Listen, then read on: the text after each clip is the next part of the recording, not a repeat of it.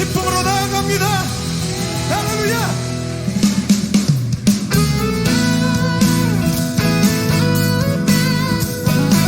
우리 선하신 하나님 앞에 기쁨의 함성 올려드립시다.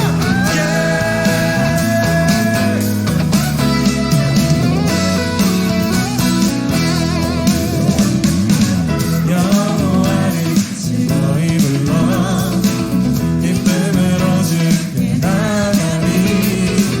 여호와 하나님은 주의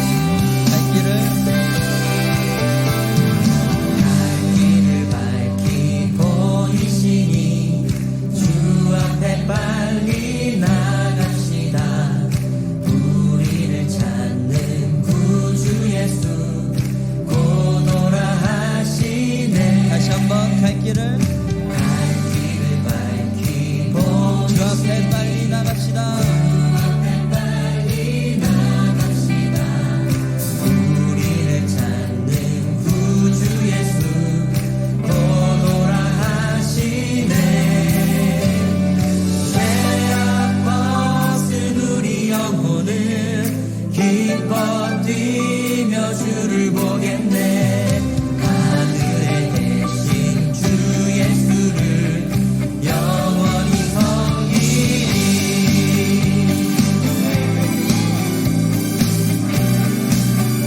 우리를 오라 하시는 말,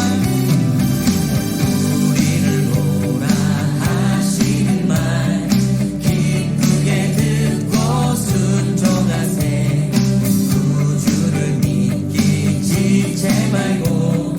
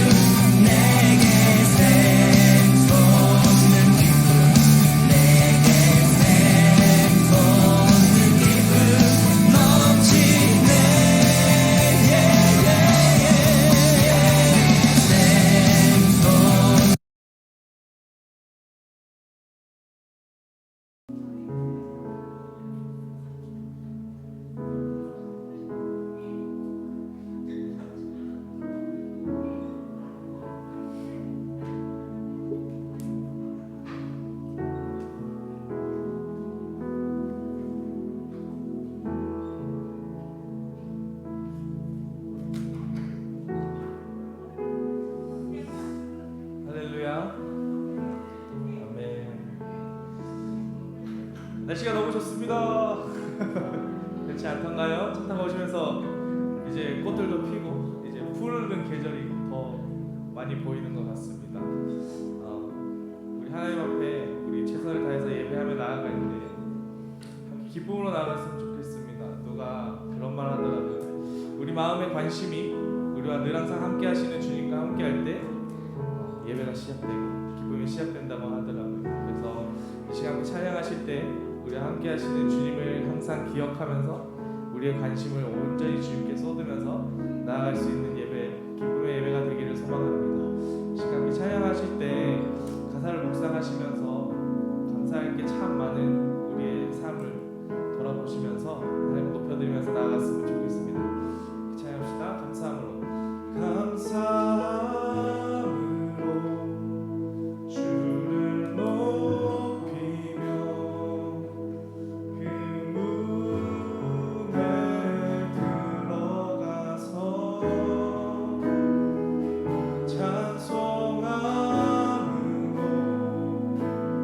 그 이름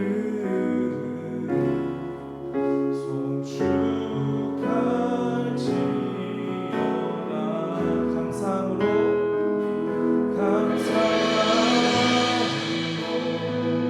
주를 높이며 그 문에 들어가서 찬송함으로 그 이름 송축할지어다. 다시 한번 찬양합시다. 감사함으로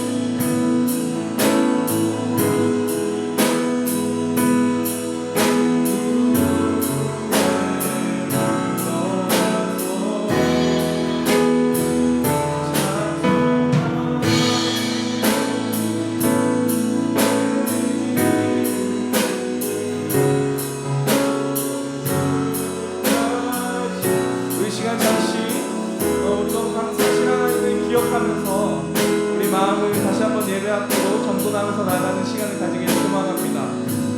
늘 항상 높임 받으실 주님을 기억하시면서 같이 기도하면서 나가도록 하겠습니다. 함께 기도합시다.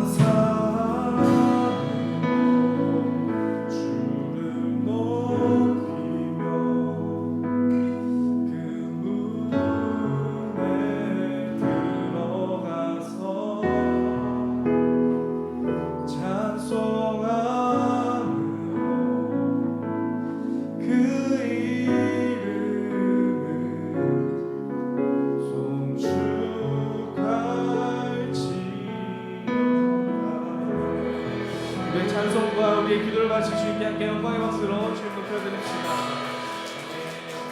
이 시간 함께 자리에 일어나셔서 기쁨으로 주님 계속해서 높여드리면서 나아갑시다.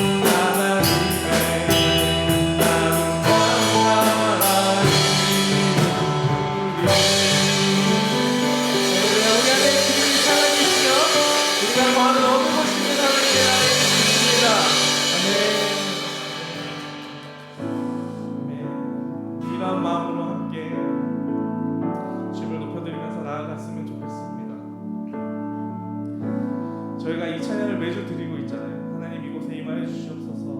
하나님 우리와 함께하여 주시옵소서. 근데 어느 날 돌아보니까 우리 삶에 하나님 여긴 안 계신 것 같아요 라고 생각했던 부분들이 순간순간 있더라고요. 제 삶 가운데. 근데 다시 돌아보니까 하나님 항상 계셨는데 제가 하나님을 바라보지 않고 삶을 사는 경우가 훨씬 많았던 것 같습니다. 이 시간 하나님 이 자리에 이미 임재하여 계신데 그 하나님을 발견할 수 있는 예배의 시간 되기를 소망합니다. 함께 마음을 모아서 찬양할 때에 하나님의 임재를 충분히 느낄 수 있는 우리의 마음의 관심이 하나님을 향할 수 있도록 함께 마음을 가지고 예배하면서 나갔으면 좋겠습니다. 함께 찬양합시다.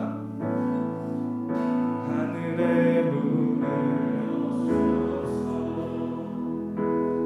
이곳을 주목하소서 주를 향한 노래가 꺼지지 않으니 하늘을 열고 보소서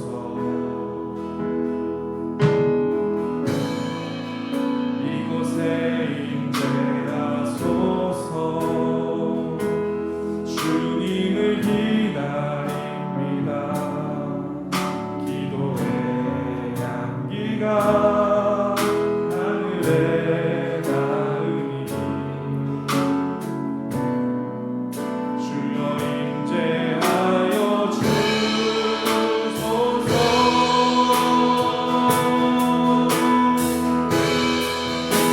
이곳에 오셔서 이곳에 앉으소서. 이곳에서 드리는 예배를 받으소서. 주님의 이름만이 오직 주의 이름만 이곳에 이곳에 오셔서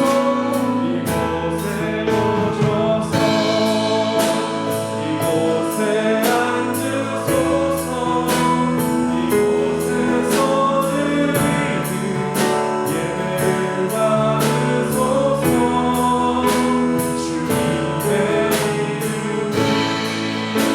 주님의 이름만이 오직 주의 이름만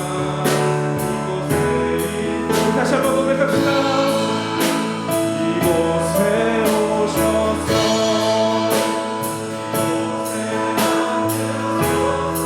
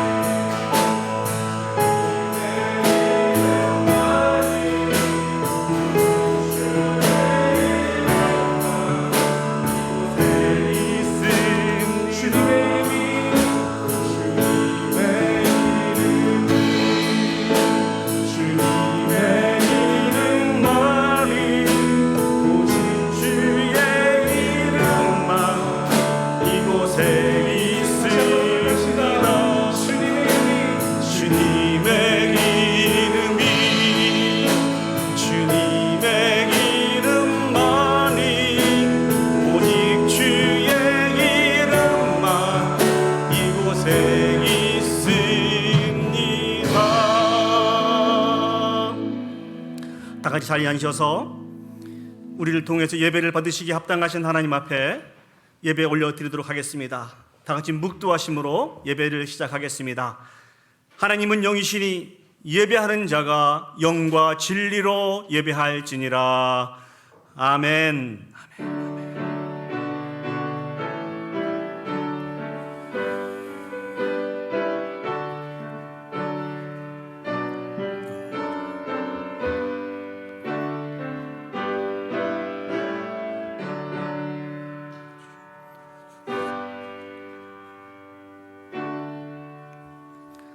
사도신경으로 우리의 신앙을 고백하겠습니다.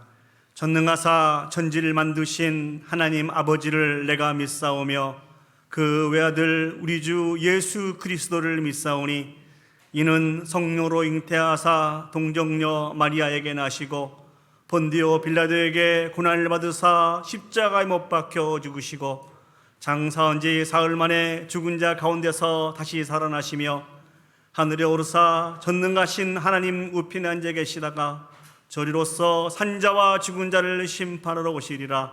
성령을 믿사오며 거룩한 공회와 성도가 서로 교통하는 것과 죄를 사여 주시는 것과 몸이 다시 사는 것과 영원히 사는 것을 믿사옵나이다. 아멘. 우리 시간 마음을 모아서 하나님을 찬양하겠습니다. 우리 찬송가 37장입니다. 주 예수 이름 높이여 다 찬양하여라.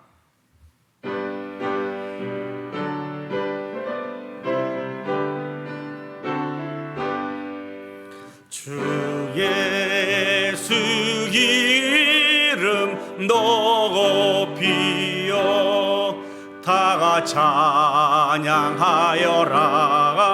다 찬양하여라. 금별 육관을 뒤으려서 만유의 주를 찬양하세. 찬양 찬양 찬양 만유의 주 찬양. 주 예수 당한 고난을 못 잊을 죄이나 못 잊을 죄이나 내 귀한 복에 바쳐서 만유의 주를 찬양하세. 찬양 찬양 찬양 만유의 주 찬양. 이 지구 위에 거하는 온 세상 사람들 온 세상 사람들 그 크신 위엄 높여서 만유의 주를 찬양하세. 찬양 찬양 찬양 만유의 주 찬양.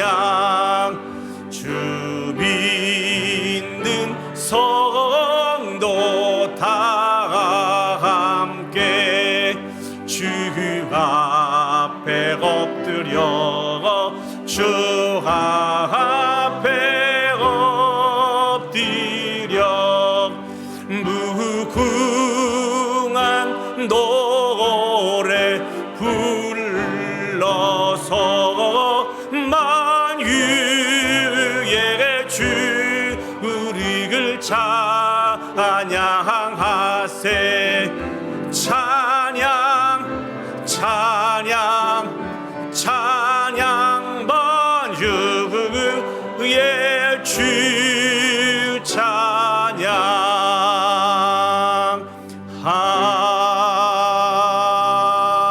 아멘. 의자 마음을 모아서 우리가 드리는 이 예배를 위해서 기도 올려드리도록 하겠습니다. 우리를 통하여 찬양과 영광을 받으시기 합당하신 그 하나님은 만유의 주가 되십니다. 오직 그 하나님만이 우리를 통하여서 영광을 받으시기 합당하신 분이십니다. 이 시간 우리가 올려드리는 이 예배가 정말 하나님이 기뻐하시는 거룩한 산 제사의 예배가 되어줄 수 있도록 위해서 기도했으면 좋겠습니다. 오늘도 우리를 위해서 준비해 놓으신 많은 복들을, 많은 은혜들을 하나님께서 우리에게 허락해 주실 터인데, 다시 한번 우리가 하나님 앞에서 온전한 치료와 회복의 역사가 우리 가운데 있을 수 있도록, 우리 세세 무궁토록 그 하나님만 찬양하며 영광 올려드릴 수 있는 복 있는 이 예배가 되어줄 수 있도록, 그 귀한 출발점이 되어줄 수 있도록 우리 다 같이 한 목소리로 기도 올려드리도록 하겠습니다. 기도하시겠습니다. 사랑과 은혜가 충만하신 아버지 하나님, 은혜와 사랑을 진심으로 감사드립니다. 우리를 불러주시고 세워주신 그 하나님은 만유의 주가 되셔서 오직 우리를 통하여 찬양과 영광을 받으시기에 지극히 합당하신 분이심을 믿습니다. 전능하신 아버지 하나님, 그 하나님 앞에 찬양과 경배와 영광을 올려드리기를 소원합니다. 우리는 부족하지만 우리를 통하여 하나님 영광 받아 주시옵소서. 전능하신 아버지 하나님, 오늘 또 우리를 위해서 예비해 놓으신 많은 축복들을 부어주실 줄 믿습니다. 아버지 하나님, 그 귀한 하나님의 축복들과 은혜를 통하여서 다시 한번 우리가 소생케 되게 해주시고 아버지는 온전케 되어서 하나님께 모든 영광 올려드릴 수 있도록 주여 축복하여 주시옵소서. 간절히 소망합니다. 우리 생명이 다하는 그날까지 한 분 하나님만 만족하며 그 하나님께만 예배할 수 있는 복 있는 인생들이 되어줄 수 있도록 하나님 축복하여 주시옵소서. 그 귀한 출발점에 아버지 하나님, 오늘 이 시작점이 되어줄 수 있도록 하나님 함께하여 주시옵소서. 주님을 믿습니다. 주님을 바라봅니다. 주님, 사랑과 은혜가 충만하신 아버지 하나님, 은혜와 사랑을 진심으로 감사드립니다. 하나님은 만유의 주가 되어주셔서 오직 우리를 통하여 찬양과 경배와 영광을 받으시기에 지극히 합당하신 분이심을 기억합니다.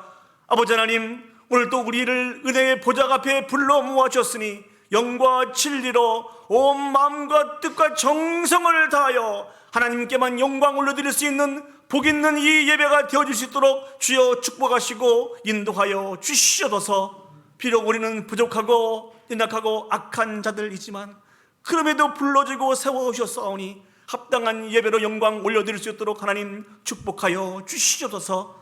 전능하신 아버지 하나님, 이 시간도 우리를 위해서 예비해 놓으신 귀한 복과 은혜를 내려주실 줄 믿습니다.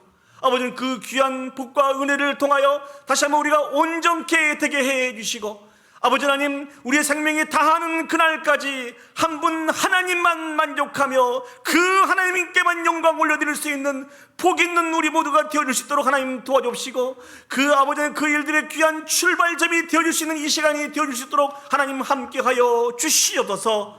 악한 사단박이 틈타지 못하도록 하나님 허락하여 주시고 온전히 주님께만 홀로 영광 받으시는 귀하고 아름답고 복된 예배가 되어줄 수 있도록 하나님 축복하여 주시옵소서. 모든 걸 주께 맡겨드리며 예수님의 이름으로 기도합니다. 아멘. 아멘. 성시교도 가시겠습니다. 교동문 61번 시편 142편 말씀을 저와 여러분이 한 절씩 교독하시겠습니다. 교동문 61번 시편 142편 말씀입니다. 제가 먼저 읽도록 하겠습니다. 내가 소리내어 여호와께 부르짖으며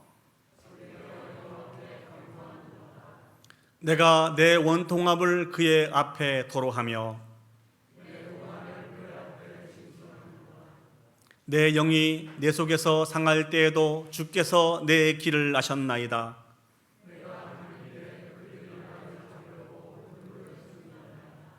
오른쪽을 살펴보소서. 나를 아는 이도 없고 나의 피난처도 없고 여호와여, 내가 주께 부르짖어 말하기를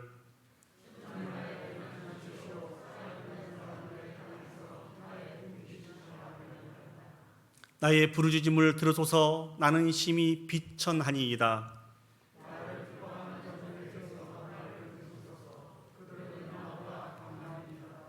내 영혼을 옥에서 이끌어내사 주의 이름을 감사하게 하소서. 주께서 나에게 갚아주시리니 의인들이 나를 두르리이다. 아멘. 오늘 이 예배를 위해서 우리 이창일 장로님 나오셔서 대표로 기도 인도해 주시겠습니다.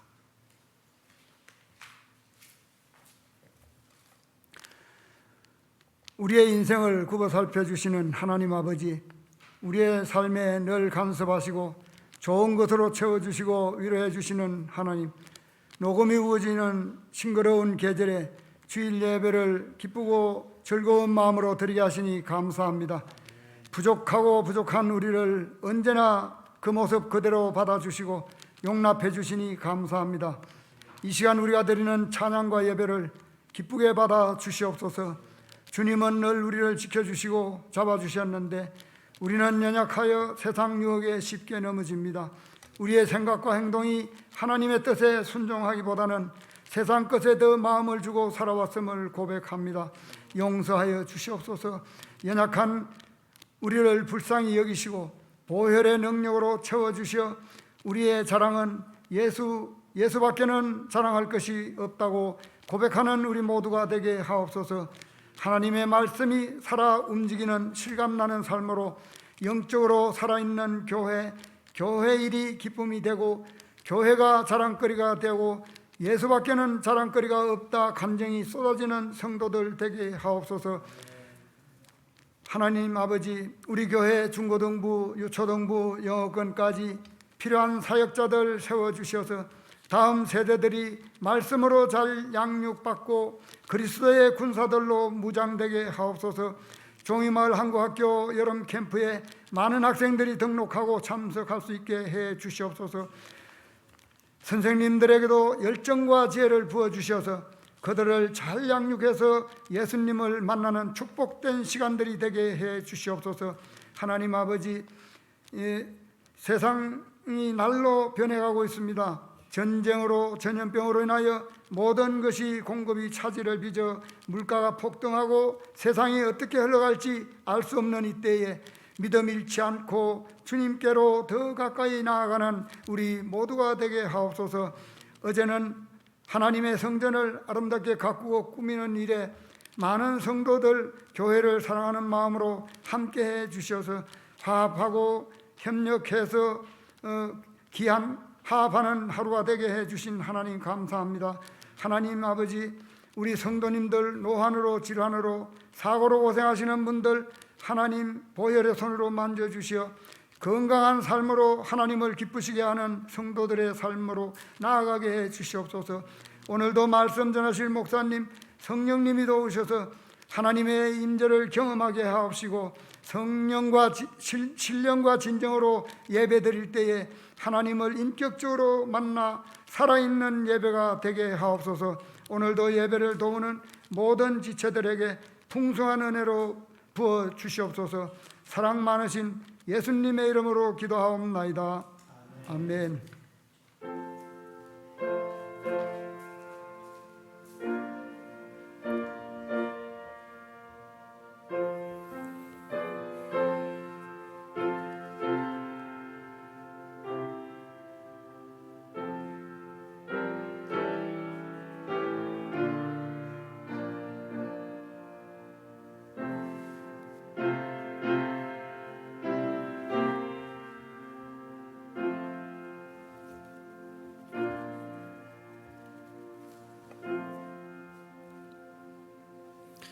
이제 봉헌 찬양 부르시면서 헌금하도록 하겠습니다. 내게 있는 향유옥합 주께 가져와.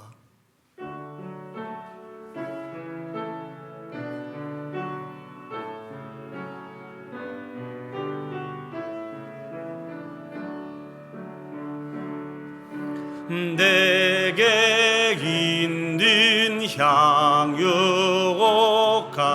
주께 가져와. 그 발 위에 입 맞추고 깨뜨립니다.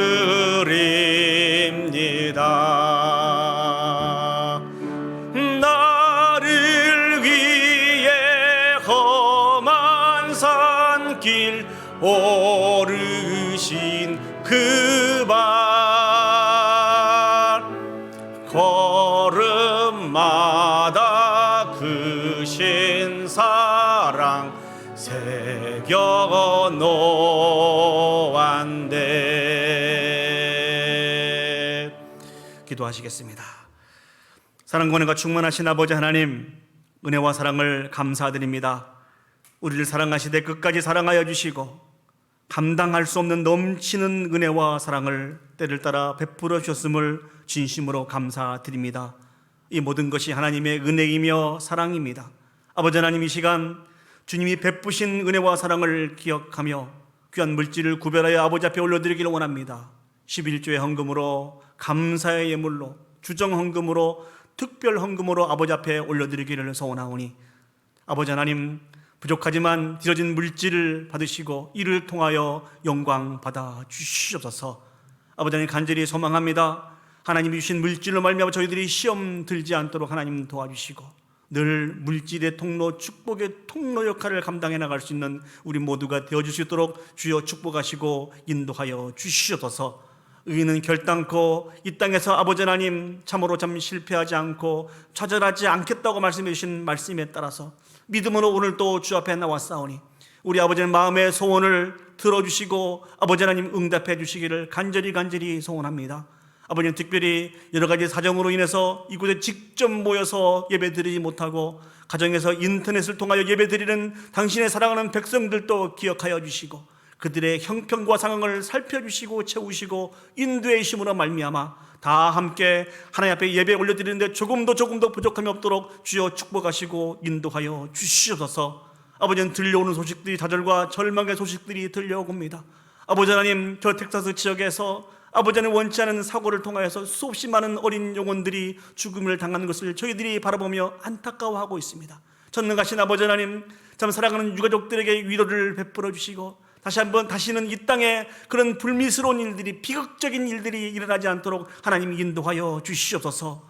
오늘도 갈급한 우리의 심령을 주 앞에 올려드립니다. 말씀으로 채워주시고 인도해 주셔서 주님이 주신 그 승리에 참여하여 영광 올려드리는데 부족함이 없도록 하나님 함께하여 주시옵소서. 모든 걸 주께 맡겨드리며 예수님의 이름으로 기도합니다. 아멘. 오늘 이 시간 저희가 허락하신 하나님의 말씀 보시겠습니다. 하나님 말씀 신약성경 누가복음 3장 15절에서 20절 말씀을 보시겠습니다. 제가 가지고 있는 성경은 신약성경 92면에 있습니다. 누가복음 3장 15절에서 20절 말씀을 제가 봉독해 드리겠습니다. 누가복음 3장 15절에서 20절 말씀입니다. 백성들이 바라고 기다림으로 모든 사람들이 요한을 혹 그리스도신가 심중에 생각하니 요한이 모든 사람에게 대답하여 이르되 나는 물로 너희에게 세례를 베풀거니와 나보다 능력이 많으신 이가 오시나니 나는 그의 신발끈을 풀기도 감당하지 못하겠노라. 그는 성령과 불로 너희에게 세례를 베푸실 것이요 손에 키를 들고 자기의 타작마당을 정하게 하사 알곡은 모아 곡간에 들이고 죽정이는 꺼지지 않는 불에 데우시리라. 또 그 밖에 여러 가지로 권하여 백성에게 좋은 소식을 전하였으나 분봉왕 헤롯은 그의 동생의 아내 헤로디아의 일과 또 자기가 행한 모든 악한 일로 말미암아 요한에게 책망을 받고 그 이후에 한 가지 악을 더하여 요한을 옥에 가두니라. 아멘. 오늘 요한복음 3장 15절에서 20절 말씀을 통하여서 겸손한 삶이라고 하는 말씀의 제목으로 여러분들과 같이 은혜를 나누기를 원합니다. 우리 말씀을 나누기 전에 우리 앞, 뒤, 좌우 계신 분들과 같이 인사했으면 좋겠습니다. 반갑습니다. 환영합니다. 반갑습니다. 환영합니다. 여러분 스포츠 좋아하세요? 어떤 스포츠를 좋아하세요? 우리 이신순 장모님은 탁구를 좋아하시겠고 저는 축구를 굉장히 좋아합니다. 보는 것도 좋아하고 하는 것도 좋아합니다. 여러분 축구를 좋아하시지 않더라도 여러분 요즘 한국에서 가장 인기 있는 축구 선수가 누군지 아십니까? 아이고 너무너무 축구를 좋아하시네요. 예. 오늘 저는 손흥민 선수에 대한 이야기를 시작하면서 설교를 시작할까 합니다. 이 손흥민 선수는 정말 까다롭기로 유명한 영국의 프리미어리그에서 선수로 뛰고 있는 선수입니다. 근데 이 선수가 2021년, 22년 시즌, 지난 시즌이죠. 지난 시즌에 득점왕이 됐습니다. 아시아 선수로서는 처음으로 프리미어리그에서 득점왕이 됐습니다. 정말 많은 축구 팬들이 이 일로 말미암아 열광하고 있습니다. 그 모든 골들을 한 번 보고 두 번 보고 계속 보고 이렇게 하는 사람들이 참 늘어나고 있습니다. 그런데 마지막 경기에서 득점왕이 되려면 2개 이상의 골을 넣어야 됐습니다. 근데 놀라운 것은요, 그 팀의 모든 선수들이 이 손흥민 선수가 득점왕이 될 수 있도록 최선을 다해서 돕는 모습을 보았습니다. 어떤 선수는요, 이 한 축구 경기에서 3개의 골을 넣으면 해트트릭이라고 해서 많은 영예를 얻을 수 있는 아주 그런 그 놀라운 골인데 3개의 골을 넣을 수 있는 그런 순간이었음에도 불구하고 그 골을 오히려 손흥민 선수에게 이렇게 양보를 하는 그런 모습을 보였습니다. 또 어떤 선수는 경기를 하다가 이제 교체되어서 나아가고 새로운 선수가 들어오게 됐는데요. 이 선수는 엄밀하게 말해서 손흥민 선수의 라이벌이라고 할 수 있는 그런 선수였습니다. 그런데 이 선수가 들어오자마자 손흥민 선수에게 어떻게 이야기를 하는 거니? 손흥민, 너는 반드시 골을 넣어야 돼. 우리가 너를 도울게. 이런 이야기를 하면서 결국 이 선수가 아주 멋있는 어시스트를 해서 손흥민 선수에게 기회가 가게 되고, 손흥민 선수가 아주 침착하게 그 골을 넣어서 그 골을 넣고 또 다른 골을 본인이 열심히 노력해서 아주 원더골을 넣음으로 말미암아 득점 왕이 되었습니다. 이 일들은 프로의 세계에서는 있을 수 없는 일이라고 합니다. 프로는 어떻습니까? 열심히 개인의 커리어를 쌓아야 돈도 많이 벌 수 있고 더 좋은 팀과 더 넓은 게임으로 나갈 수 있기 때문에 양보한다든지 표시를 내면서 누구를 돕는 일들은 결코 하지 않는다고 합니다. BBC 방송국의 한 앵커가 이렇게 이야기를 했습니다. 본인은 축구를 보고 축구를 중계하는데 25년 동안 이 일을 했대요. 25년 동안 이 일을 하면서 이러한 경기의 모습은 처음 보았다고 합니다. 한 앵커는 이렇게 이야기를 합니다. 손흥민 선수야말로 그 팀에 있어서 빼놓을 수 없는 선수라는 것이죠. 왜 많은 사람들이 이렇게 손흥민 선수를 좋아하고 이 득점 왕이 되는 그 순간에 많은 도움을 주었을까요? 그 이유는 그 손흥민 선수와 같이 뛰었던 그 동료들의 말을 들어볼 때 이해할 수 있습니다. 이렇게 이야기합니다. 손흥민 선수는 매우 이타적인 선수입니다. 단 한 번도 자신을 위해서 경기하지 않고 팀을 위해서 경기를 하고 팀의 승리를 위해서라면 자신의 이익을 다 포기하는 선수입니다. 손흥민 선수는 정말 겸손한 선수입니다. 항상 같은 경기하고 있는 동료 선수들을 배려하고 한 사람의 팬이라도 존중하고 사랑하는 선수입니다. 이렇게 입을 모아서 이 손흥민 선수에 대해서 이렇게 평가를 합니다.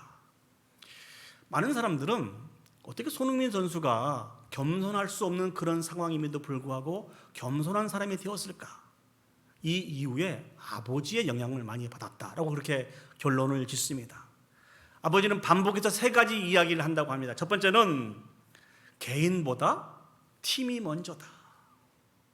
두 번째는요, 내가 영국에서 축구를 하는 것은 내 능력으로 말미암아 되어진 것이 아니고 하늘이 너에게 주신 기회다.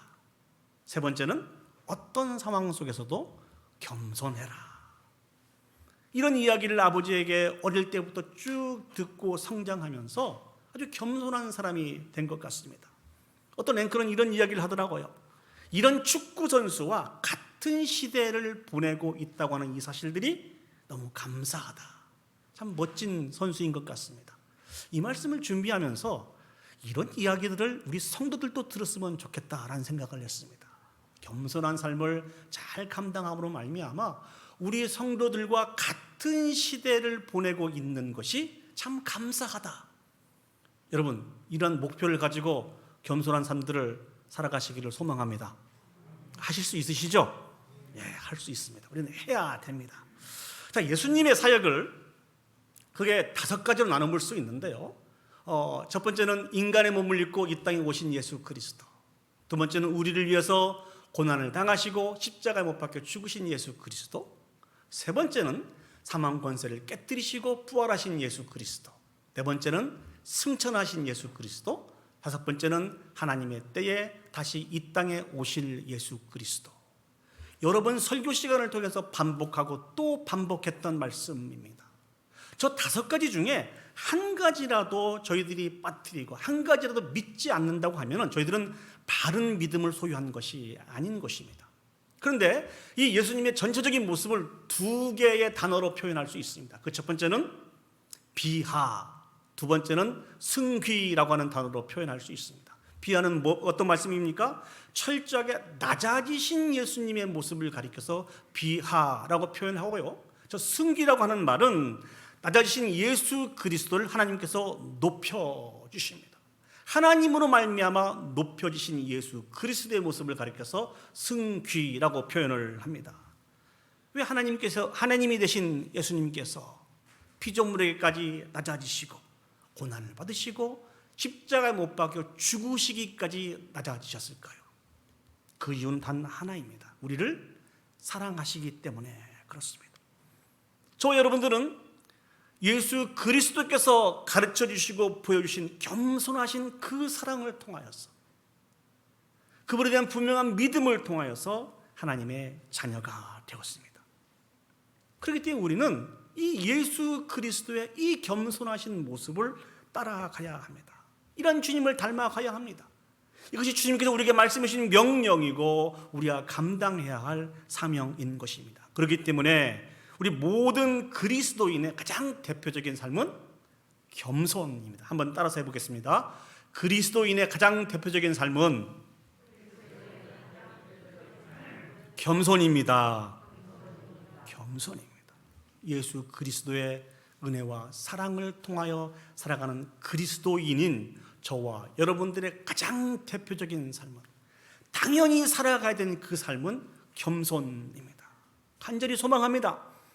이 겸손한 삶을 잘 감당하여 하나님 앞에 영광 올려드릴 수 있는 저와 여러분들이 되시기를 예수 그리스도의 이름으로 축복합니다. 아멘. 그렇다고 한다면 겸손한 삶은 어떻게 살아가야 되는 것일까요? 이런 생각을 해보셨어요? 어떻게 살아가는 것이 겸손한 삶일까? 오늘 본문의 말씀을 묵상하면서 특별히 세례 요한을 통해서 우리가 발견할 수 있는 겸손한 삶이 무엇인지를 묵상하며 은혜를 나누기를 원합니다. 첫 번째로 우리가 생각해 보기를 원하는 것은 하나님 앞에서 자신을 발견하는 삶이 겸손한 삶입니다. 다시 한번요. 겸손한 삶은 하나님 앞에서 나 자신을 발견하는 삶입니다. 오늘 본문을 보시면은요, 지난 시간에서도 말씀을 드렸습니다만 세례 요한이 회개의 메시지를 증거했습니다. 회개하라, 천국이 가까이 왔느니라. 회개하라, 천국이 가까이 왔느니라. 이 회개의 메시지를 듣고 수없이 많은 사람들이 요한에게 몰려들었습니다. 요한은 자기에게 몰려든 이 수없이 많은 사람들을 위해서 세례를 베풀게 되었습니다. 그런데 요한에게 세례를 받기 위해서 몰려온 많은 사람들이 요한에 대해서 궁금증을 가지고 있었습니다. 어떤 궁금증일까요? 우리 15절 말씀을 보시죠. 백성들이 바라고 기다림으로 모든 사람들이 요한을 혹 그리스도신가 심중에 생각하니. 자주 여러분에게 반복해서 말씀을 드립니다만 이스라엘 백성 가운데 아주 중요한 사상이 있었습니다. 그것은 바로 메시아 사상입니다. 하나님께서 메시아를 보내주실 것이고 그 메시아를 통하여서 구원해 주실 것이라고 하는 이런 사상들을 이스라엘 백성들이 가지고 있습니다. 여러분의 말씀을 드립니다. 이 메시아 사상은 이스라엘 백성들 가운데 전해져 내려온 신화가 아닙니다. 신화는 어떤 이야기죠? 어떤 사람이 그 누군가가 지어낸 이야기를 가리켜서 신화라고 그렇게 표현을 합니다. 그러나 이 메시아 사상은 이스라엘 백성들이 가지고 있는 신앙입니다. 하나님께서 분명하게 약속해 주신 언약이 바로 메시아 사상이라는 것이죠. 우리는 지난 시간에 한번 살펴보았죠. 이스라엘 백성은 북이스라엘과 남유다가 멸망을 당한 뒤에 세계 강대국의 속국으로 약 한 600년이라고 하는 시간 동안 속국으로 있었습니다. 그러다 보니까 그들의 마음속에 그 어떤 시기보다도 이 메시아에 대한 그 갈망이 가득 차게 되었습니다. 이런 마음을 가지고 있는데 세례 요한이라고 하는 사람이 나타났어요. 그래서 그들에게 회개의 메시지를 증거합니다. 그리고 수없이 많은 사람들이 그 요한의 가르침을 따라서 요한을 따르고 있습니다. 그러니 마음속에 그런 생각을 가질 수밖에 해요. 혹시 저 요한이란 사람이 메시아는 아닌가? 조금 더 나가서 저 요한이라고 하는 사람이 메시아였으면 정말 좋겠다. 그래서 우리를 빨리 구원해 주었으면 좋겠다. 이런 마음을 가지고 요한 앞에 나오게 되었습니다. 그들의 마음을 잘 알고 있었던 요한이 어떻게 고백하고 있습니까? 우리 16절 말씀을 보시죠. 요한이 모든 사람에게 대답하여 이르되 나는 물로 너희에게 세례를 베풀거니와 나보다 능력이 많으신 이가 오시나니 나는 그의 신발끈을 풀기도 감당하지 못하겠노라. 그는 성령과 불로 너희에게 세례를 베풀 것이요. 요한은 한마디로 정확하게 대답을 합니다. 자기 자신은 메시아가 아니라는 것입니다. 요한은 메시아가 아니라는 것입니다. 요한은 요단 강가에서 죄 씻음의 상징인 세례를 베풀고 있지만 이 모든 상징을 실질적으로 반드시 이루실 분이 곧 오실 것이라는 것입니다. 자신은 물로 세례를 주고 있지만 그분은 성령으로 불로 세례를 주실 것이라는 것이죠. 성령과 불로 세례를 줌으로 말미암아 우리가 비로소 온전한 믿음을 소유할 수 있고 우리의 모든 죄가 사여질 것이고 장차 하나님의 때에 심판하시기 위해서 이 땅에 메시아가 오시게 될 것이라는 것입니다. 그러나 나는 메시아가 아니라는 것입니다. 그뿐만 아니라 세례 요한이 메시아와 자기의 관계를 설명하고 있습니다. 나는 그의 신발끈을 푸는 것도 감당할 수 없다라는 것이죠. 유대 사회에서는요, 주인이나 그 집에 찾아온 손님들의 발을 씻겨주는 그런 문화가 있었습니다. 이때 발을 씻겨주기 위해서 신발끈을 풀어야 되잖아요. 이 신발끈을 푸는 일들은 그 집에서 가장 천하고 하찮은 그런 그 노예가 이 일들을 담당했다는 것이죠. 근데 세례 요한이 그 노예와 자신을 비교하면서 예수님과 자신의 관계를 소개하고 있는 것입니다. 나는 절대로 메시아가 아니고 그 예수님이 신고 있는 그 신발의 끈을 풀 수 있는 그런 자격도 없는 사람이다 라고 이렇게 이야기를 해주고 있습니다. 우리는 이 세례 요한의 이 말씀을 통하여서 생각해 볼 수 있는 것이 있어요. 요한은 참으로 겸손한 사람이구나. 겸손한 사람이구나. 이것을 생각해 볼 수 있습니다. 두 가지 의미가 있었던 것 같아요. 그 첫 번째, 요한이 이렇게 겸손할 수 있는 이유가, 겸손한 사람이라고 불릴 수 있는 이유가 무엇이죠? 이 당시에 요한의 인기는 굉장했습니다. 수없이 많은 사람들이 요한을 메시아로 여기고 요한을 따라왔단 말이죠. 이것을 거부하기 어려운 그런 유혹이었을 것입니다. 그러나 그럼에도 불구하고 이 유혹을 요한은 다 떨쳐버리고 나는 메시아가 아니라라고 자기 자신을 소개함으로 말미암아 요한이 정말 겸손한 사람인 것을 우리가 이야기해 볼 수 있습니다. 그러나 이 부분보다도 더 중요한 내용이 있습니다. 사랑하는 여러분, 우리가 흔히 겸손이라고 하는 단어를 생각할 때 어떤 단어로 생각할 수 있습니까? 충분히 자기 자신을 높일 수 있고 충분히 자기 자신이 더 높은 곳에 올라갈 수 있는데 자신을 높은 곳에 두지 않고 내리는 사람을 가리켜서 겸손하다, 그렇게 이야기를 하고 있습니다. 그러나 오늘 성경이 우리에게 말씀하고 있는 겸손은 조금 차원이 다릅니다. 하나님 안에서 원래 우리의 모습을 발견하는 것이 겸손입니다.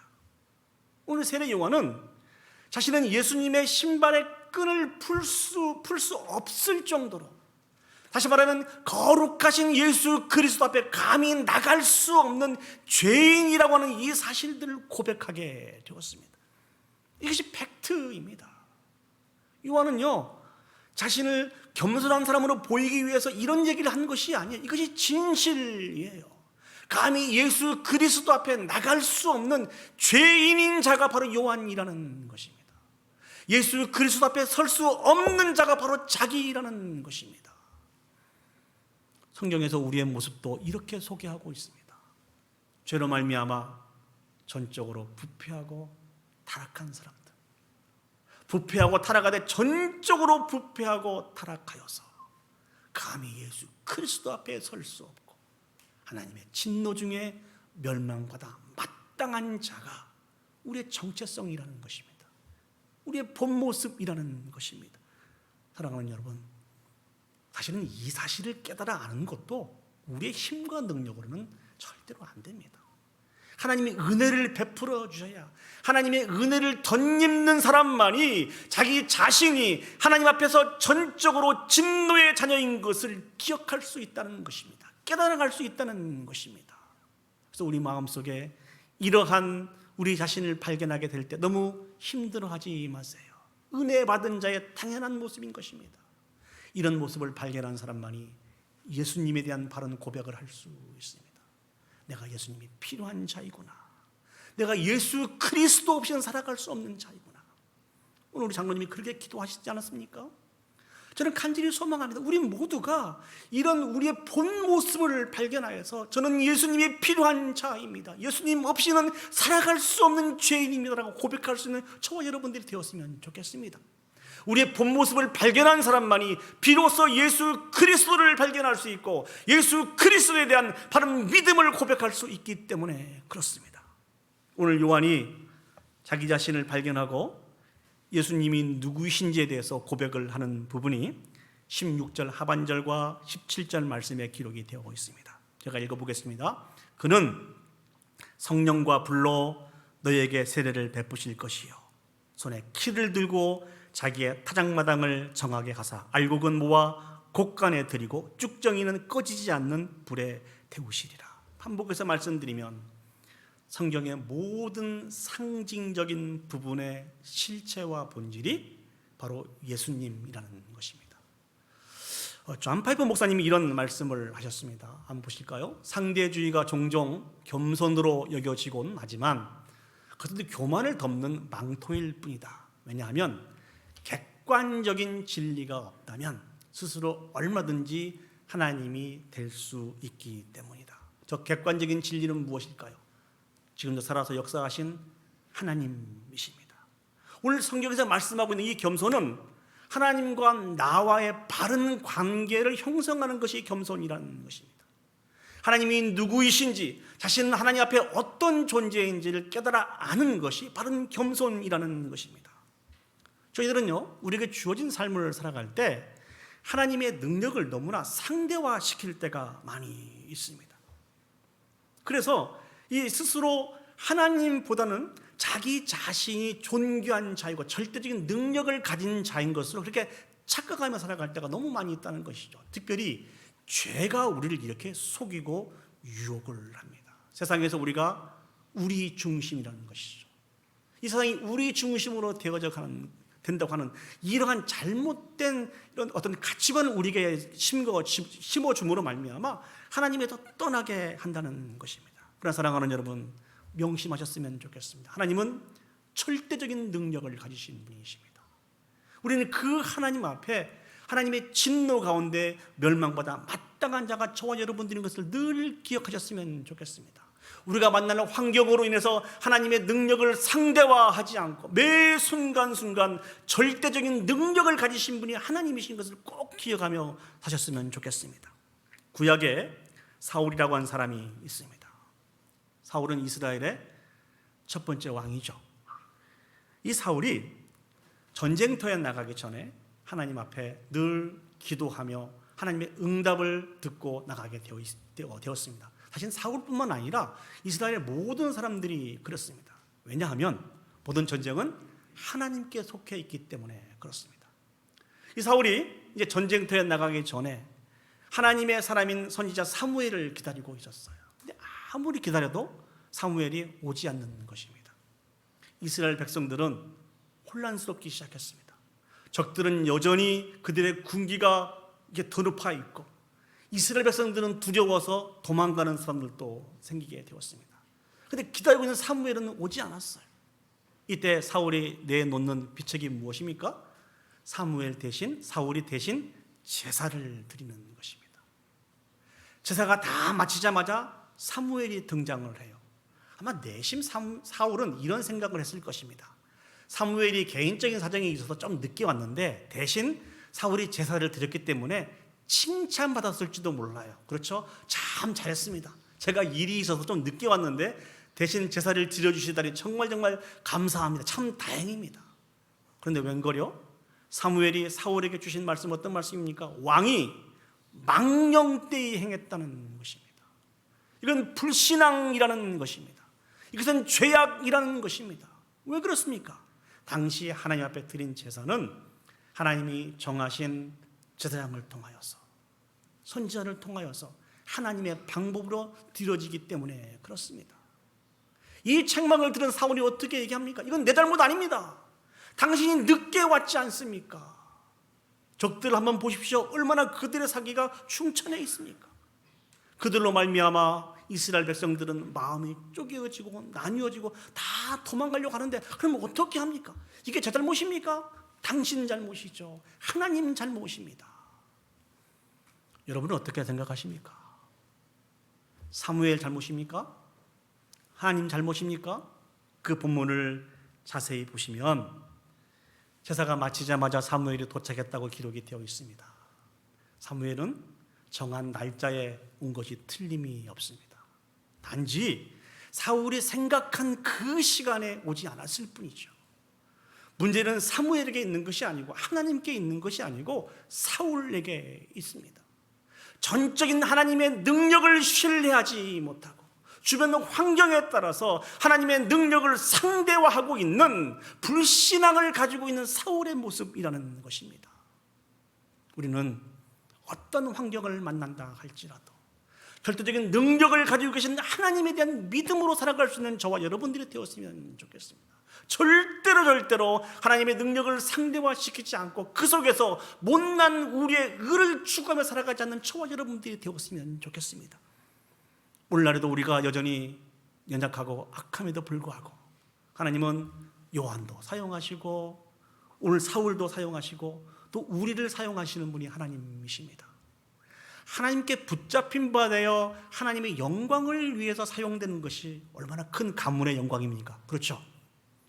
여러분의 가문의 영광이죠. 저의 가문에도 영광입니다. 이런 내가 하나님께 붙들림 바 되어 사용이 되어진다고 하니, 그러나 이 사명을 감당하는 우리가 꼭 기억해야 될 것은 내가 누구인지, 하나님이 누구이신지를 분명히 발견하고 깨달아 아는 것입니다. 오늘 요한은 겸손한 사람이었습니다. 자기 자신 누구인지를 정확하게 깨달아 알았던 사람이기 때문에 그렇습니다. 하나님이 누구신지 정확하게 깨달아 알았기 때문에 참 겸손한 사람인 것입니다. 우리들도 성경이 말씀하신 참 겸손한 사람의 그 길들을 쫓아서 발견하여서 그 사명을 잘 감당하여 영광 올려드릴 수 있기를 예수 그리스도의 이름으로 축복합니다. 아멘. 두 번째 생각해 볼 수 있는 겸손한 삶은요, 진리를 주장하는 것입니다. 어떠한 상황을 만난다 할지라도 하나님이 우리에게 주신 그 진리를 주장하며 살아가는 것입니다. 오늘 본문을 다시 보시면요, 세례 요한의 마지막 모습이 간단하게 정리가 되어 있습니다. 18절에서 20절 말씀을 보시겠습니다. 제가 읽어보겠습니다. 또 그 밖에 여러 가지로 권하여 백성에게 좋은 소식을 전하였으나 분봉왕 헤롯은 그의 동생의 아내 헤로디아의 일과 또 자기가 행한 모든 악한 일로 말미암아 요한에게 책망을 받고 그 위에 한 가지 악을 더하여 요한을 옥에 가두니라. 요한은요, 분봉왕 헤롯을 책망하게 됩니다. 이 일로 말미암아 잡혀서 옥에 갇히게 되고 결국은 죽음을 맞이하게 됩니다. 여기서 말씀하고 있는 헤로디아의 일은 어떤 일일까요? 이 헤롯이 대왕이 있고 그 대왕은 여러 명의 부인을 두고 있었습니다. 그러다 보니까 이 헤롯 안디바는 헤롯 왕의 아들이긴 하지만 배가 다른 여러 형제들이 있었습니다. 그 중에 헤롯 빌립 1세가 있었는데요, 이 사람의 아내가 헤로디아였습니다. 그러니까 어찌 보면은 그 동생이 헤롯 빌립 1세고 그 헤로디아는 동생의 아내가 되는 것입니다. 근데 이 헤롯 안디바가 이 동생의 집에 우연찮게 방문을 하다가 이 헤로디아와 불륜 관계를 맺게 됩니다. 이 일이 있은 이후에 이 헤로디아는 헤롯 왕과 결혼하기 위해서 자기 남편과 이혼하게 되고, 또 이 헤롯 왕도 자신의 원래 있던 와이프와 이혼하면서 둘이 결혼을 하게 되었다는 것이죠. 오늘날에도 그렇습니다만 이 당시의 유대의 전통에 의하면 도저히 용납할 수 없는 폐륜이고 죄악이었습니다. 근데 놀라운 것은요, 이런 폐륜과 죄악을 저질렀음에도 불구하고 그 누구도 이 일에 대해서 이야기할 수 없었어요. 왜 그럴까요? 그 당사자가 왕이었기 때문에 그렇습니다. 절대적인 권력을 가지고 있는 분봉왕이었기 때문에 이 일들에 누가 언급을 할 수 없었습니다. 그러나 요한은 침묵할 수 없었습니다. 그래서 이 일들을 지적하면서 왕이지만 그럼에도 불구하고 이 요한은 책망을 하게 된 것이죠. 이 요한은 하나님의 말씀을 받은 선지자였습니다. 그리고 보면 이 요한은 죄악에 대해서 결코 침묵하지 않았습니다. 많은 무리들을 향하여서도 지적하고 책망하고요, 세리들을 향해서도 책망을 하고, 군인들을 향해서도 책망을 하고, 왕이지만 그 죄악을 가지고 있는 그 왕을 향해서도 책망을 했던 사람이 이 요한입니다. 책망을 하고 있지만 이 요한의 본질적인 마음은 무엇일까요? 그 죄악 가운데서 회복되고 돌아오기를 원하는 간절한 마음을 가지고 책망을 하였다는 것입니다. 물론 이 요한도 잘 알고 있었을 것입니다. 그 당시에 왕을 비난한다는 것은 자기의 생명을 내놓아야 된다고 하는 이 사실들을 분명히 알고 있었을 것입니다. 그러나 그럼에도 불구하고 자신을 통하여서 주신 그 생명의 말씀이, 그 진리를 주장하면서 하나님의 마음이 그 죄인들 가운데 임하기를 간절히 원하는 마음을 가지고 침묵하지 않고 오히려 자기 자신을 드러내며 자기 자신을 희생시키면서까지 그 진리의 말씀을 선포했다는 것입니다.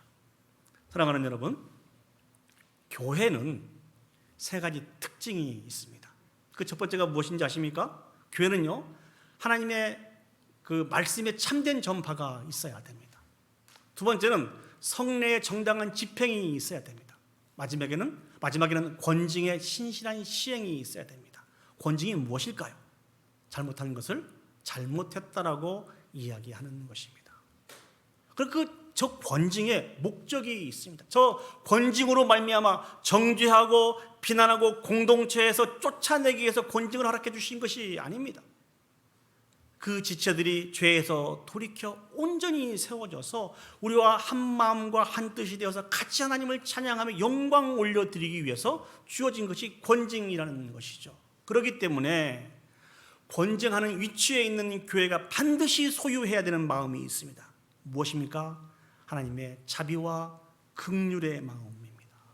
이 마음은 주님의 마음입니다. 주님이 죄로 말미암아 죽어가는 우리들에게 가지고 있는 마음이 자비와 긍휼의 마음입니다. 동일하게 우리들도 이 자비와 긍휼의 마음을 가지고 범죄하고 있는 죄악 가운데 머물러 있는 많은 지체들을 바라보면서 그들을 돌이키는 데 우리의 마음을 집중해야 된다는 것입니다.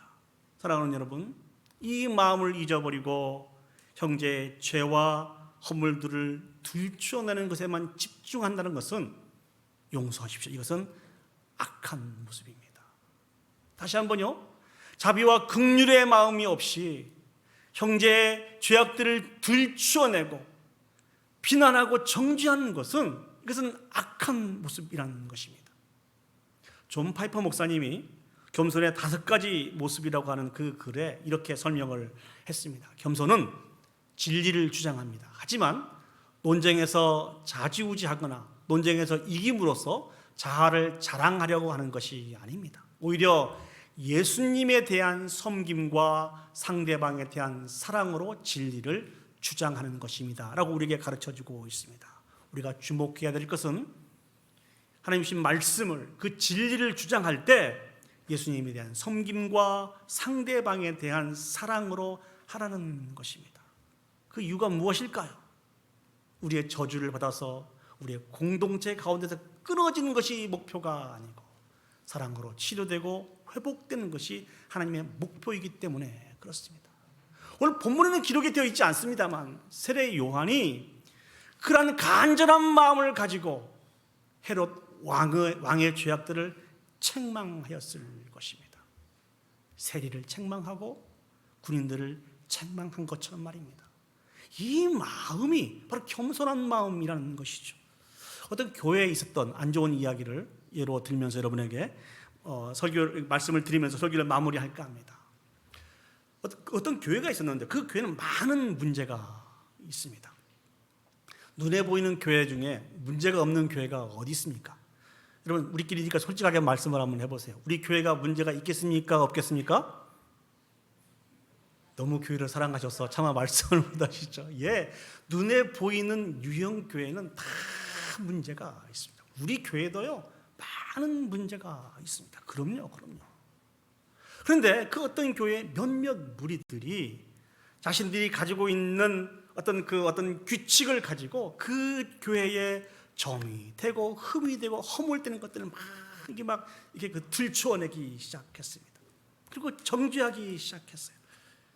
그런 시각을 가지고 교회를 바라보니까 모든 것이 다 허점이었습니다. 이 세상에 한 사람이 있는데 이 사람의 모든 것이 다 잘못됐고, 또 어떤 사람은 이 사람의 모든 것이 다 잘한 사람이 어디 있겠습니까? 그렇죠. 우리가 자녀들에게 가장 크게 하는 실수가 무엇인지 아십니까? 너는 어떻게 하나에서 10가지 잘한 것이 하나도 없냐? 웃으신 분들은 경험이 좀 있으신가요? 또 이렇게 얘기할 수도 있어요. 너는 하나에서 10가지 모든 것을 다 잘하고 있어.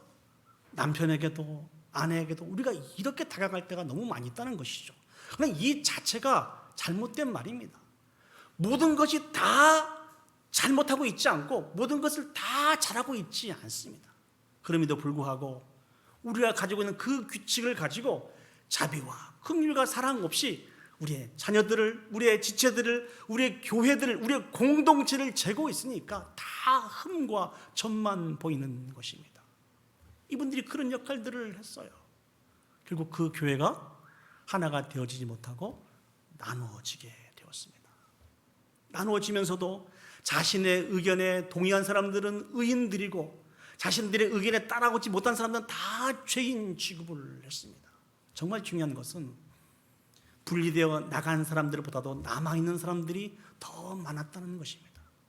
아주 중요한 것을 놓치고 있었습니다. 교회는 어떤 곳입니까? 예수 그리스도를 구주로 믿는 많은 사람들이 서로 사랑과 선행을 격려하며 예수 그리스도께서 다시 이 땅에 오실 때까지 함께 지어져 가는 것이 교회입니다. 그 교회를 바라보시고 심판하시고 정죄하시는 분은 오직 하나님 한 분밖에 안 계신다는 것입니다. 우리 마음 가운데 자비와 긍휼의 마음을 회복할 수 있었으면 좋겠습니다. 우리가 이 자비와 긍휼의 마음을 회복할 때 우리가 비로소 통로가 되어서 우리를 통하여 개인이 온전히 세워지고 가정이 온전히 세워지고 몸된 교회가 온전히 세워지는 것입니다. 이 일을 통하여서 내가 유익을 얻지 못한다 할지라도 우리 자신을 철저하게 희생하며 나는 죽고 예수 그리스도를 드러내며 살아가는 이 인생이 겸손한 삶이라는 것입니다. 오늘 주님은 요한을 통해서 이 마음을 우리에게 말씀해 주고 있습니다. 권징은 아비의 마음으로 감당하는 것입니다. 아비들이 자녀들에게 진리를 가르치는 의도가 무엇일까요? 엄한 진리를 가르치고 있는 의도가 그 수준에 이르지 못하면 자녀들을 징계하기 위해서 진리를 가르치나요? 그렇지 않지 않습니까? 우리가 가르치고 있는 그 진리를 통하여 말씀을 통하여서 우리 자녀들이 온전히 세워져 가기 위해서 진리를 가르칩니다.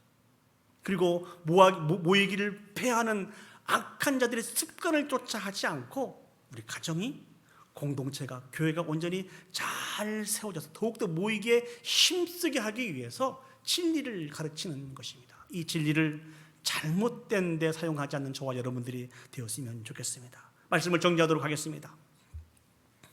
예수님과 세례 요한에게 볼 수 있는 모습은 겸손의 모습입니다. 겸손은요, 하나님 앞에서 자신을 바로 깨닫는 것입니다. 내 자신이 어떠한 자인지를 바로 깨달아 알고 고백할 때 예수 그리스도에 대한 바른 믿음을 고백할 수 있습니다. 예수 그리스도를 더욱더 신뢰할 수 있고 믿을 수 있다는 것이죠. 두 번째는 자신이 희생되더라도 나를 통하여서 우리 계신 진리의 생명의 말씀이 온전히 선포되어져야 됩니다. 우리가 이 일들을 감당하지 못하고 이 세상에서 소금과 빛의 역할을 감당하지 못하면 이 세상은 영원히 소망이 없습니다. 이렇게 살아가는 것이 겸손한 삶이라고 성경은 우리에게 말씀해 주고 있습니다. 오늘 요한을 통해서 우리에게 말씀해 주신 이 겸손의 삶들을 잘 감당하여 진정한 축복의 통로가 되어서 우리를 통하여서 세상에 빛이 비치고 소금과 빛의 역할들을 감당하여서 솟아있게 되는 놀라운 역사가 있어서 하나님 앞에 영광 올려드릴 수 있는 저와 여러분들이 되시기를 예수님의 이름으로 축복합니다. 아멘. 오늘 이 시간 이 주신 말씀을 기억하면서 같이 찬양 올려드렸으면 좋겠습니다. 우리가 진실로 겸손의 삶을 살아가기 위해서는요, 예수 그리스도 안에서 내가 죽는 것입니다. 내가 죽고 주님 사는 이 삶이 결국은 겸손한 삶의 모든 것이라는 것이죠. 이 의미를 기억하면서 우리 같이 이 찬양을 올려드렸으면 좋겠습니다. 우리 다 같이 자리에 일어서서요, 내 안에 사는 이 예수 그리스도니 나의 죽음도 유익함이라. 나의 왕, 내 노래, 내 생명, 또 내 기쁨, 나의 힘, 나의 검, 내 평화, 나의 주. 우리 사모한 마음을 가지고 이 가사를 통해서 하나님 앞에 영광 올려드렸으면 좋겠습니다. 내 안에 사는 이 예수 그리스도니.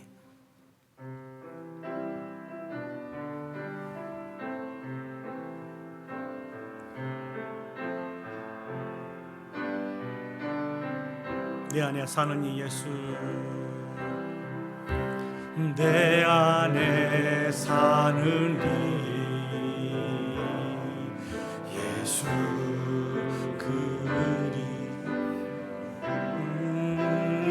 나의 죽음도 나의 죽음도 유익. 다시 한번 하겠습니다. 내 안에 사는 이 예수 그리스도니 내 안에 사는 이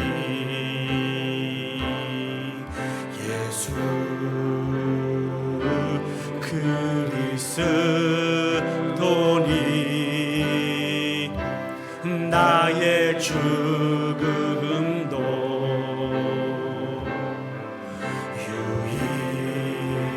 유익함이. 나의 왕 내 노래, 나의 왕 내 노래, 내 생명 또 내 기쁨, 나의 힘, 나의 검, 내 평화, 나의 주. 내 안에 사는 이, 내 안에 사는 이 예수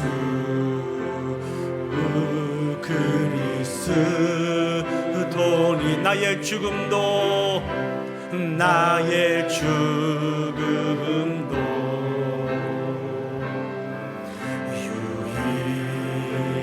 유익. 다시 한번 하겠습니다. 나의 왕 내 노래, 나의 왕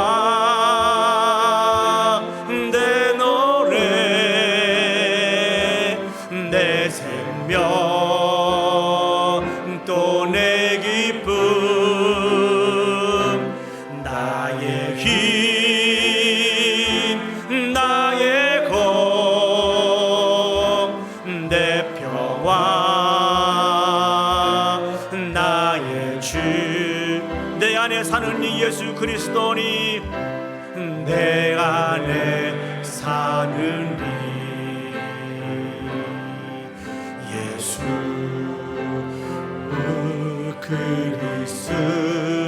그리스도니 나의 죽음도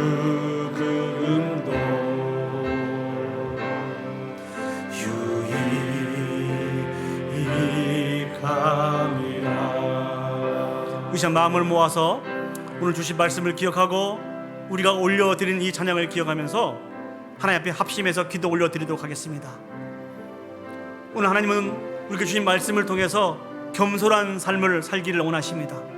겸손한 삶은요, 하나님의 은혜를 통해서 우리 자신의 바른 정체성을 기억하는 것입니다. 바른 정체성을 기억할 때 하나님에 대한 바른 믿음을 고백할 수 있고 하나님을 더욱더 신뢰하고 믿음의 자리로 나갈 수 있습니다. 또 겸손한 삶은요, 날마다 주님이신 십자가를 지고 우리 자신을 들여서 우리에게 주신 하나님의 진리가 그 말씀이 선포되는 것입니다. 선포되어질 때 주님의 마음인 자비와 긍휼의 마음이 우리에게 있어야 됩니다. 이 마음을 소유하지 못하면은 오히려 우리가 선포한 그 진리로 그 말씀이 우리의 못난 의가 드러나서 공동체가 가정이 깨어지는 그러한 역사가 나타나게 됩니다. 이 역사는 잘못된 역사입니다. 악한 것입니다. 죄악입니다. 오늘 우리에게 겸손의 본을 보이신 예수 그리스도와 세례 요한의 본을 따라서 우리도 겸손한 삶을 살게 해주십시오. 기도했으면 좋겠습니다. 우리가 죽어야만, 우리가 죽고 주님이 살아야만, 내 안에 사시는 분이 예수 그리스도야만 우리가 진실된 겸손의 삶을 살아갈 수 있는 줄 믿습니다. 하나님, 이 귀한 마음을 우리에게 허락하여 주셔서 우리가 겸손한 삶을 살고 우리를 통하여 겸손의 열매가 맺혀 하나님의 영광 올려드릴 수 있도록 우리 다같이 한 목소리로 기도 올려드리도록 하겠습니다. 기도하시겠습니다. 하나님, 은혜가 충만하신 아버지 하나님, 은혜와 사랑을 진심으로 감사드립니다. 오늘 아버지 예수 그리스도를 통하여서, 세례 요한을 통하여서 겸손한 삶을 살아야 됨을 다시 한번 말씀해 주시니 진심으로 감사드립니다. 겸손한 삶은 아버지 하나님 예수 그리스도 안에서 우리 아버지의 정체성을 확인한 것입니다. 아버지 하나님, 내가 아버지 하나님 죄로 말미암아 하나님의 진노 중에 주가 마땅한 자인 것을 기억할 때만이 아버지 하나님, 하나님에 대한 바른 신앙을 고백할 수 있는 것을 기억합니다. 전능하신 아버지 하나님, 은혜를 베풀어 주시옵소서. 전적인 하나님의 은혜와 사랑을 덧입고 살고 있으면서도 여전히 우리가 죽지 못하고 우리의 못난 의를 붙잡고 우리가 살아가고 있지는 않은지요. 아버지 하나님, 우리를 용서해 주시고 다시 한번 겸손의 삶들을 살아갈 수 있도록 하나님 도와주시옵소서. 특별히 아버지 하나님, 또한 아버지 앞에 기도하며 간구합니다. 우리 자신을 들여서 하나님의 진리가, 하나님의 말씀이 아버지 하나님 정막노릇 할 수 있는 그 귀한 아버지의 삶들을 살아가기를 소원합니다. 특별히 그런 우리들이 주님의 마음을 덧입기를 원합니다. 자비의 긍휼의 마음을 덧입기를 원합니다.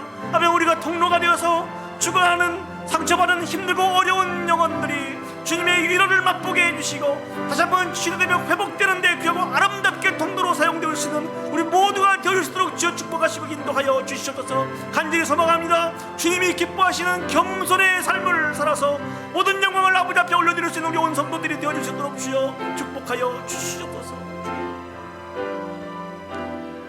참 좋으신 아버지 하나님, 예수 그리스도께서 그 평생 살아가시면서 또 많은 하나님의 귀한 백성들이 그 인생을 살아가시면서 가르쳐 주시고 보여주신 겸손의 삶을 오늘 또 우리가 묵상하게 해주셨으니 진심으로 감사드립니다. 간절히 소망합니다.